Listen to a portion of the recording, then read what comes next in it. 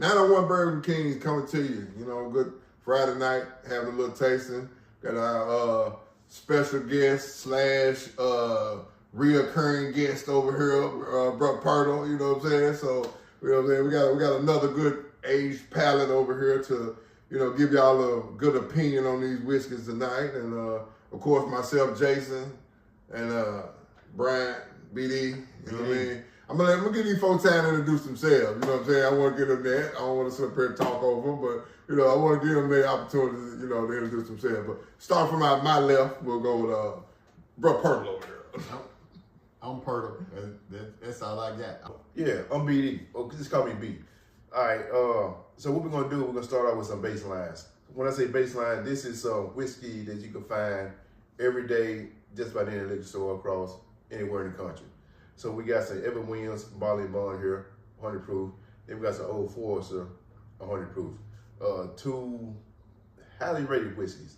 I would say highly rated because I'm not a fan of every whiskey that everybody says is highly rated, but it's highly rated for a Barley Bond. All right, so both of these whiskeys come from some old distillers. This one is a Heaven Hill brand, and this one is a Brown-Forman. But like I said, very old distilleries, you know what I mean, been doing this over 100 years. These recipes have been consistent throughout time. This isn't gonna be one of these things that you kind of see a new label slapped on the bottle. Nah, these are old schools, you know what I mean? I think it's 4 or 5 of them that's been doing it for ever and a day, and these are 2 of them that have been consistent and have, you know what I'm saying, stand the test of time throughout. All right, so let me go across how I ended up with these bottles. Evan Williams here, Barley Bond. Like I said before, it's highly rated, but James here is the guy who actually put me on it. He talked about it so much. He said it was so good, it's so tasty. They actually went out and bought one myself, and I didn't just buy a fifth, I bought a half a gallon. 1.75. 1.65. Yeah, because he said it was good. And this other one here, Old Forester 100 proof. My little brother, Walter, gave it to me for Christmas. I really do appreciate it. Yeah, he know I like whiskey. He know I like bourbon, so yeah, it's a great gift. Thank you, Walter. See, that bottle and bun, you had to be something special and be ready for. It ain't, for the price that you're going to get it for, it come off with all the flavors. That's all I got. Okay, gotcha. And we'll talk about this bottle and bond and all this, the terminology and stuff like that a little later on. But bottle and bond, basically, to be real short and quick with you, aged at least 4 years, 100 proof, is distilled in the same season and it's kept in a bonded warehouse. But it follows all the other rules of the bourbon, and which we'll talk about all that in a later episode. But you know, just to give you a quick run over of a comparison on what it is. But both of them 100 proof, so they kind of stand side by side on the proof. Let's taste it though. What y'all think? Let's taste it. Let's post some. Let's go ahead. Let's get into this. Hey, come on, Let's get into guys. Hey, pour your own opportunities. You know, we talking about this. Pour your own opportunities. Yes. Pour it in Glencairn tonight too, good people. You know, how you drink your whiskey is how you drink it. You know, it's up to you. You spend your money for it, you drink how you want. Thank you, kind sir. Little light pour. We just on the taste. Appreciate it.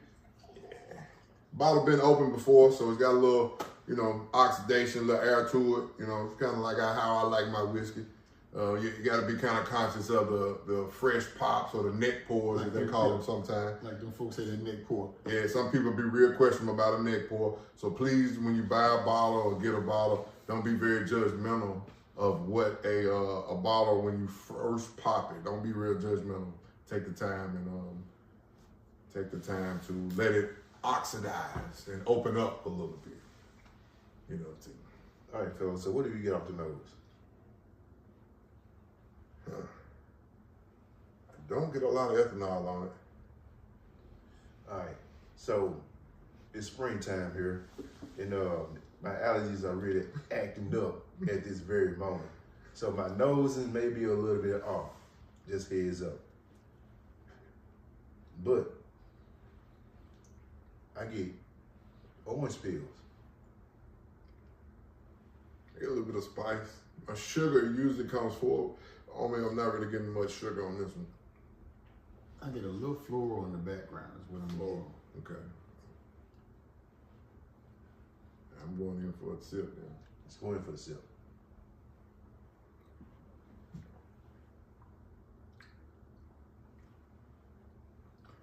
Hey, no complaints from me. That's a fair pour.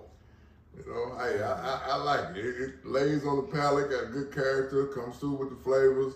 The finish is nice. You know, it's kind of what I expect for a bottle at that price point, which is for the 1.75 with under 50. It's under $50, right? Oh, it was closer to 20. Closer to 20.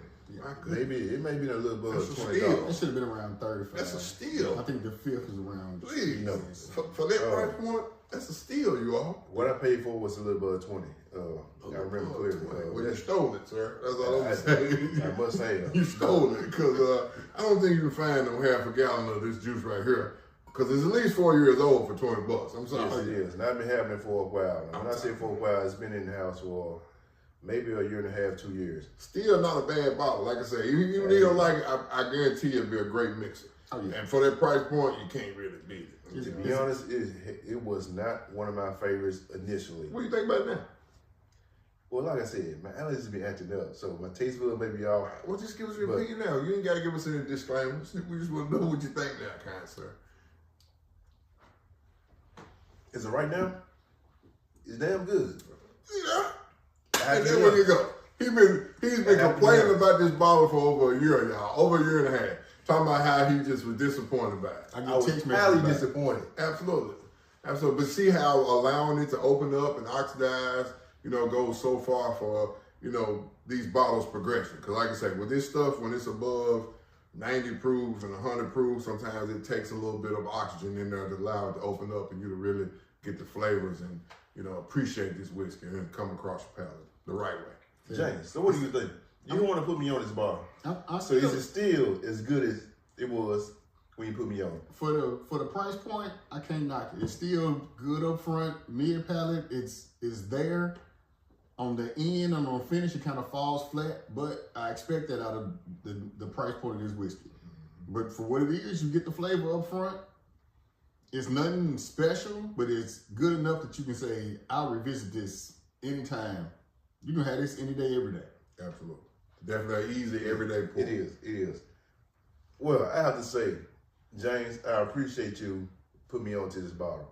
It's not the first one that you put me on that has been a hit for me, but I do appreciate this. Yeah, because he had to come back to this one because literally he's been talking mess about it for literally over 18 months, Oh, yeah. almost 2 years since he got it. He's been talking junk about how bad it was and how he hated it. So I'm glad to hear that. I'm glad to hear that. I mean, but there's one thing about bourbons.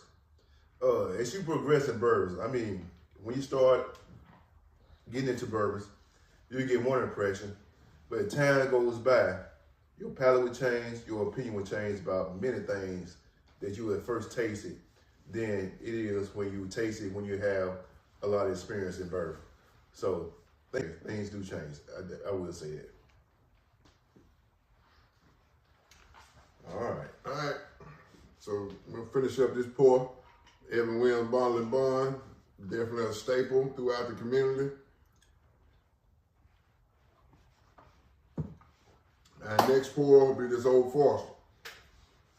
Hold up now. Before y'all hit that Old Forester, y'all got to rinse them glasses. I agree. We might need a little help Yeah. with a little water or something to rinse us out. From But yeah, this Old Forester 100 proof. This is by the label, first bottled bourbon right here. Brown Forman product, big time distiller out of Kentucky. They are the parent company of Jack Daniels and Woodford Reserve and what's another under the umbrella? Old Forester, Jack, Woodford. I can't think of another one. Anyway, very old company. Been doing it a long time. Do a lot of stuff around the Louisville area and Middle Kentucky area. But great company. Put out some good juice. I appreciate any time I can come across an Old Forester product. It's definitely quality stuff that it's definitely at a reasonable price point. So we're gonna do a little something we call Blessing the Bottle. We're not quite sure. We want to share this with you all, but we're not quite sure where we actually came with it from. But it's definitely a tradition between us. And so we'll start with part over here, myself. And then the owner of the bottle can bless it, and then he'll crack it open. All right, so blessing bottle is just simply a tap or a bump or a dap, top and bottom. Like you said, not sure where it came from, but somehow we started doing it. We've been doing it ever since. Probably started many years ago. I'm not gonna go into how many years ago it was. Late 90s. Late 90s, I'm sure. I ain't gonna say how old we were when we started, but Yeah. We weren't drinking it age. happened. We were not drinking age. Oh no. I wasn't gonna say that, but Yeah, we weren't legal, but that's in the past, man. I don't know if we can say that on camera. And why not? You know, they can't go back and prosecute us for that. I guess not. Nevertheless, There you go, cancer. yes. See, Glencairn glasses that we're pouring out of today, you can see the shape, you know, I guess a reverse bell or whatever you call it. You can look it up, Glencairn. You know, spelled as it sounds, what, Glen? What the boy say on it? C-A-R-A. Hey, finish it out. Help me out, my guy. Yeah, Glencairn. These type of glasses.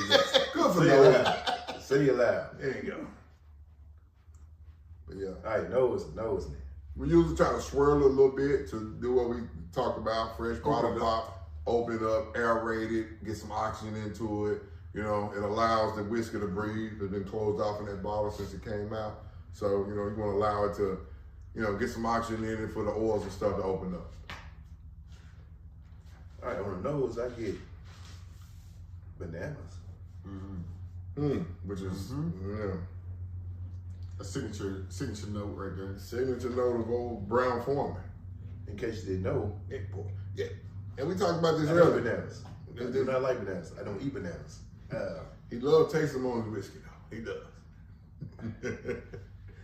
But this is what we talked about with the neck pour, you all. You know what I'm saying? Fresh bottle pop in comparison to this bottle that was already open, had a little oxygen in it where it was able to open up. This is a fresh pour. We popped it in front of you all, cracked it open. So, you know, allowing it to oxidate is, you know, important for the whiskey to open up. You know.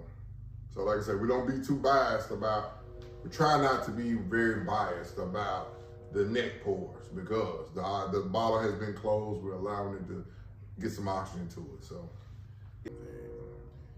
I get a little orange. I got some pecan. I don't know. The nose on this is a lot brighter and stronger than that Evan Williams is. It just pops out. absolutely. But again, it might be because it's a fresh pop bottle. That's Definitely it. good. Definitely good on the palate. Good forward flavor. Character's nice, yeah. You know, good mouthfeel. Finish a little bit light, but that's to be expected with the proof and the age on the whiskeys that we're pouring right now. So, yeah. All right, on the palate, it's more complex than the Evan Williams. I will say that. It is. To me, I can't quite place it. Oh, well, I don't know if it's more complex or if it's just a deeper flavor. Like I get more upfront palate, and I get more. There's something else that's in there. I ain't put my finger on it. And let me talk to you a little bit about these two guys here. You know, I'm sitting, you know, in good company right now. I'm sitting next to two bourbon stewards over here. You know what I mean? These guys have definitely, you know, taken the time to educate themselves and, you know, do different activities and classes to, you know, broaden their bourbon knowledge and their palates. You know, they progress theirs a little bit farther than, you know, say the average person that you would run into on the street. So, you know what I mean? I gotta say, I'm in hot company right now, sitting next to these two guys, tasting, you know, this whiskey tonight, this bourbon. I appreciate it. I do appreciate it, but ain't like you downplay yourself. Absolutely. No. I'm just saying, I gotta give y'all accolades, man. Y'all were there. You know what I mean? You all were there. You make me feel special. You were, absolutely. You should feel special, my guy. And you should as well. Like I said, man, I guarantee you 1%ers in this bourbon game. I guarantee you. Both of you all. Y'all 1%ers in this. Don't get too emotional over it. Hey, not loud. You know, like I said, I'm in high company. You know. All right, so what do you taste? Good Good whiskey. That's what I taste, right? Just some good whiskey, you know. My palate isn't as expansive and figurative as these guys are, but yeah, so it's good whiskey though. Like I say, no complaints about either. I'm loving where I'm at. Like I said, I've been dealing with allergies, so it's kind of hard for me to pull notes. But I do pull brown sugar.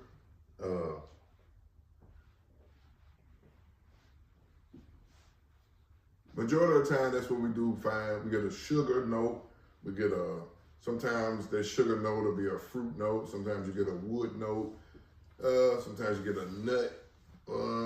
Some people get a floral note out of different whiskeys. So like I said, this is all subjective, you know what I mean? So don't feel like, you know, you got to get in here and search for these notes that different people call out and different, you know, these bourbon elitists talk about. You know what I mean? This is a subjective field here. So, you know, what you get is what you get. Your palate will progress and mature with time. So don't be in there like, well, it's not good because I didn't get this because so-and-so said it was supposed to be there. Nah, don't look for that. It's all about what you taste, what you like, what goes along with your, you know, your palate. You know, and like I said, don't be judgmental of them. Take your time with them. Right. Yes. I get a deep cherry, but I also get a light floral fruit in there. Well, I say floral, but it's a light fruit in there that I can't put my hand on. Mm-hmm. I do get floral. Definitely, I do get floral. A slight banana. I mean, a hint of banana. Not nearly as much banana on the taste as I get on the nose. Maybe a little bit of